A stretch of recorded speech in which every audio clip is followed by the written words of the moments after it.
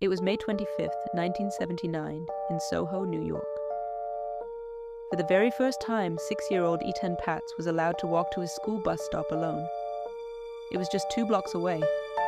He put on his favorite future president cap, grabbed his lunch money, kissed his mom goodbye, and stepped out the door. He never made it to the bus. He never came home. What followed was one of the most heart-wrenching and high-profile missing child cases in American history. Etan's disappearance sparked a national movement. His face was one of the first to ever appear on a milk carton, a campaign that became a symbol of the desperate search for missing children across the country. The date of his disappearance, May 25th, was eventually designated as National Missing Children's Day. For years, the investigation ran cold. Leads were followed, suspects were questioned, but Etan remained a ghost, a name whispered in the collective memory of a city and a nation. His parents, Stan and Julie Patz, never moved out of their apartment, always hoping he might one day find his way home. The initial investigation focused on several individuals, but no charges were ever filed. The case seemed destined to remain an unsolved tragedy. Years turned into decades. The world changed, but the question remained, what happened to Etan Patz?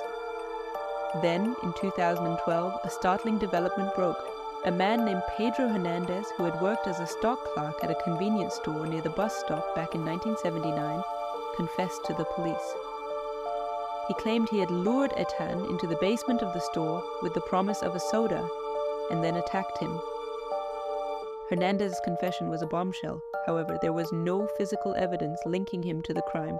His defense attorneys argued that he had a low IQ and a personality disorder, suggesting the confession was a fantasy. The first trial in 2015 ended in a hung jury, with one juror holding out. It was a devastating blow for the Patz family, who had waited so long for answers. But the district attorney's office was determined. A second trial was held in 2017. This time, after a lengthy and emotional trial, the jury returned with a verdict: guilty. After 38 long years, there was finally a measure of justice for Etan Patz. While his body was never found, the conviction brought a painful chapter to a close. Etan's story is a powerful reminder of a parent's worst nightmare, but also of the relentless pursuit of justice, no matter how much time has passed. Thanks for watching. We're dedicated to bringing you more compelling stories like this one. Please consider subscribing and hitting that notification bell so you don't miss our next video. To connect with us on other social platforms, please visit our website, theevidencelog.com.